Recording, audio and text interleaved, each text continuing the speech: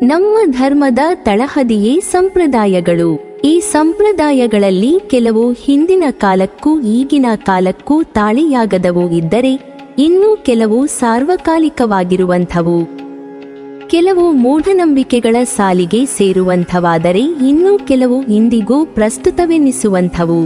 ಆದಿಕಾಲದಿಂದಲೇ ತನ್ನ ಅನೇಕ ವೈಜ್ಞಾನಿಕ, ವೈದ್ಯಕೀಯ, ಖಗೋಳಶಾಸ್ತ್ರೀಯ ಸಂಶೋಧನೆಗಳಿಂದಾಗಿ ಜಗತ್ತನ್ನೇ ತಮ್ಮತ್ತ ಸೆಳೆದಿವೆ.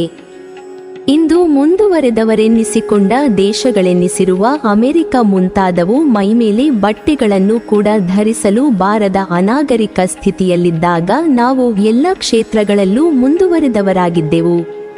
ಲಿಪಿಯನ್ನು ಕಂಡುಹಿಡಿದಿದ್ದೆವು. ಅಣುಪರಮಾಣುಗಳ ಬಗ್ಗೆ ಕೂಡ ಮಾಹಿತಿಯನ್ನು ನಮ್ಮ ಮಹಿಳೆಯರು ದೇವರ ಮುಂದೆ ಹಾಕುವ ರಂಗೋಲಿಯ ಮುಖಾಂತರ ತಿಳಿಸಿದ್ದರು. ಆದರೂ ನಮ್ಮ ಧರ್ಮಗಳಲ್ಲಿ, ನಮ್ಮ ಸಂಪ್ರದಾಯಗಳ ವಿರುದ್ಧ ವೈಜ್ಞಾನಿಕ ಕಾರಣಗಳು ಯಾವಾಗಲೂ ಒಂದು ವಿಧದಲ್ಲಿ ಅಭಿಪ್ರಾಯ ಭೇದಗಳ ಹೋರಾಟವನ್ನೇ ನಡೆಸುತ್ತಿರುತ್ತವೆ. ಅದರಲ್ಲೂ ಈ ಸಂಪ್ರದಾಯಗಳನ್ನು ಯಾವಾಗಲೂ ಮೂಢನಂಬಿಕೆಗಳು ಎಂದು ತೆಗೆದುಹಾಕುವ ಮನೋಭಾವವೇ ಬಹುತೇಕ ಆಧುನಿಕರಲ್ಲಿದೆ. ಎಲ್ಲರೂ ಈ ನಮ್ಮ ಧರ್ಮದ ಸಂಪ್ರದಾಯಗಳನ್ನು ಹೀಗಳೆಯುತ್ತಾರೆ. ಕೈಕಾಲು ತೊಳೆದು ಊಟ ಮಾಡಲು ಒಲ್ಲೆವೆಂದರು. ಟೇಬಲ್ ಕುರ್ಚಿಗಳನ್ನೇ ಬಯಸಿದರು. ಸ್ನಾನ, ಪೂಜೆ, ಉಪವಾಸಗಳನ್ನು ಅಲ್ಲಗಳೆದರು. ಗ್ರಹಣ ಕಾಲದಲ್ಲಿ ಮಾಂಸಾದಿಗಳನ್ನು ಸೇವಿಸಿದರು. ಬೀಗಿದರು. ಬೆಡ್ ಟೀಯನ್ನು ಬಯಸಿದರು. ಬಿಸಿಲು ದೇಶದಲ್ಲಿ ತೆಳುವಾದ ಧೋತರವನ್ನು ತಿರಸ್ಕರಿಸಿ ದಪ್ಪನಾದ ಜೀನ್ಸ್ ಪ್ಯಾಂಟ್ ಧರಿಸಿದರು. ಅದರಲ್ಲಿಯೇ ಖುಷಿ ಕಂಡರು. ಆದರೆ ವಿಜ್ಞಾನ ಮುಂದುವರಿದಂತೆಲ್ಲ ಈ ಸಂಪ್ರದಾಯಗಳ ಹಿಂದಿನ ವೈಜ್ಞಾನಿಕ ಸತ್ಯವು ಎಲ್ಲರಿಗೂ ತಿಳಿಯುತ್ತಾ ಬಂದಿತ್ತು. ಇದರಿಂದ ತಿಳಿದು ಬಂದದ್ದೆಂದರೆ ವೈಜ್ಞಾನಿಕ ಜ್ಞಾನವೇ ಸಂಪ್ರದಾಯಗಳ ಹೆಸರಿನಲ್ಲಿ ತಲೆಮಾರುಗಳಿಂದ ಬೆಳೆದು ಬಂದಿದೆ ಎಂಬುದು. ಆದರೂ ವಿಚಿತ್ರವೆಂದರೆ ಸಾಮಾನ್ಯ ಜನರಿಗೆ ಮಾತ್ರ ಇದು ವಿಜ್ಞಾನ ಎನ್ನುವ ಮಾಹಿತಿಯೇ ಇಲ್ಲ. ಅವರು ಇದನ್ನು ಅತ್ಯಂತ ಶ್ರದ್ಧಾ ಭಕ್ತಿಗಳಿಂದ ಸಂಪ್ರದಾಯವೆಂದೇ ಆಚರಿಸಿಕೊಂಡು ಬರುತ್ತಿದ್ದಾರೆ. ಇಂದು ನಾವು ಆಚರಿಸುತ್ತಿರುವ ಎಷ್ಟೋ ಸಂಪ್ರದಾಯಗಳು ಇಂದು ನಿನ್ನೆ ಜನ್ಮ ತಾಳಿದವಲ್ಲ. ಅವುಗಳೆಲ್ಲವೂ ಹಿಂದೆಂದೋ ಜನ್ಮ ತಳೆದಿವೆ. ಅವುಗಳಲ್ಲಿಯ ಜೊಳ್ಳು ಕಾಳುಗಳನ್ನು ಬೇರ್ಪಡಿಸಿ ಗಟ್ಟಿಯಾಗಿರುವುವನ್ನು ಉಳಿಸಿಕೊಳ್ಳುವ ಜವಾಬ್ದಾರಿ ನಮ್ಮದಾಗಿದೆ. ನಮ್ಮಲ್ಲಿ ಅನೇಕ ಅರ್ಥಪೂರ್ಣ ಭಾರತೀಯ ಸಂಪ್ರದಾಯಗಳು ಇವೆ. ನಮ್ಮ ಭಾರತೀಯ ಸಂಪ್ರದಾಯಕ್ಕೆ ತನ್ನದೇ ಆದ ಇತಿಹಾಸವಿದೆ. ಮಹಿಳೆಯರಿಂದಲೇ ಪ್ರಾರಂಭಿಸುವುದಾದರೆ ಹಣೆಗೆ ಕುಂಕುಮ ಇಡುವ ಪದ್ಧತಿ.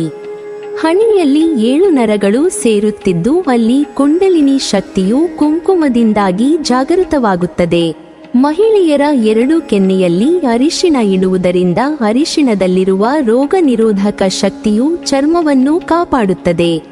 2 ಕೈಗಳಿಗೆ ಬಳೆ ತೊಡುವುದರಿಂದ ಕೈಗಳಲ್ಲಿರುವ ನರಗಳಿಗೆ ಶಕ್ತಿ, ಚೈತನ್ಯ ಬರುತ್ತದೆ. ಅಲ್ಲದೆ ಬಳೆಗಳ ಶಬ್ದದಿಂದ ಉಂಟಾಗುವ ತರಂಗಗಳಿಂದಾಗಿ ಮಾನಸಿಕ ಆರೋಗ್ಯ ಹೆಚ್ಚಿಸುತ್ತದೆ. ಉತ್ತರದ ಕಡೆಗೆ ಮದುವೆಯಾದ ಹೆಂಗಸರು ಬೈತಲೆಯಲ್ಲಿ ಧರಿಸುವ ಸಿಂಧೂರವು ತನ್ನದೇ ಆದ ಪ್ರಾಮುಖ್ಯತೆಯನ್ನು ಹೊಂದಿರುತ್ತದೆ. ಸಿಂಧೂರವನ್ನು ಅರಿಶಿಣ, ಸುಣ್ಣ ಮತ್ತು ಪಾದರಸದ ಲೋಹಗಳನ್ನು ಸೇರಿಸಿ ಮಾಡಿರುತ್ತಾರೆ. ಪಾದರಸವು ಸ್ವಾಭಾವಿಕವಾಗಿ ರಕ್ತದ ಒತ್ತಡವನ್ನು ನಿಯಂತ್ರಿಸುವುದರ ಜೊತೆಗೆ ಲೈಂಗಿಕಾಸಕ್ತಿಯನ್ನು ಸಹ ಕೆರಳಿಸುತ್ತದೆ. ಹೆಂಗಸರು ಕಾಲುಂಗುರವನ್ನು ಹಾಕಿಕೊಳ್ಳುತ್ತಾರೆ.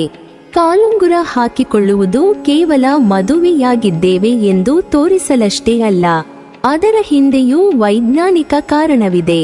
ಹೆಂಗಸರು ತಮ್ಮ ಕಾಲಿನ 2ನೇ ಬೆರಳಿಗೆ ಈ ಕಾಲುಂಗುರವನ್ನು ಹಾಕಿಕೊಳ್ಳುತ್ತಾರೆ.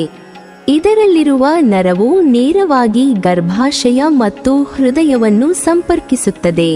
ಇದಕ್ಕೆ ಕಾಲುಂಗುರವನ್ನು ಹಾಕಿಕೊಳ್ಳುವುದರಿಂದ ಗರ್ಭಾಶಯವು ಸದೃಢಗೊಳ್ಳುತ್ತದೆ. ಅಲ್ಲದೆ ಗರ್ಭಕೋಶಕ್ಕೆ ನಿರಂತರವಾಗಿ ರಕ್ತ ಪೂರೈಕೆಯೂ ಕೂಡ ಆಗುತ್ತದೆ ಮತ್ತು ಋತುಚಕ್ರವು ಯಾವುದೇ ದೋಷಗಳಿಲ್ಲದೆ ನಡೆಯುತ್ತದೆ.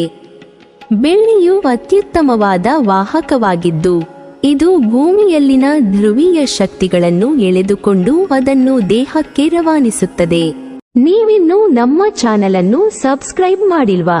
ಹಾಗಾದರೆ ಈ ಕೂಡಲೇ ನಮ್ಮ ಇಂದ್ರಜಾಲ ಚಾನೆಲ್ ಅನ್ನು ಸಬ್ಸ್ಕ್ರೈಬ್ ಮಾಡಿ ಮತ್ತು ಪಕ್ಕದಲ್ಲಿರುವ ಬೆಲ್ ಐಕಾನ್ ಅನ್ನು ಕ್ಲಿಕ್ ಮಾಡಿದರೆ ನಮ್ಮ ಹೊಸ ವಿಡಿಯೋಗಳನ್ನ ನೀವು ನೋಡಬಹುದು.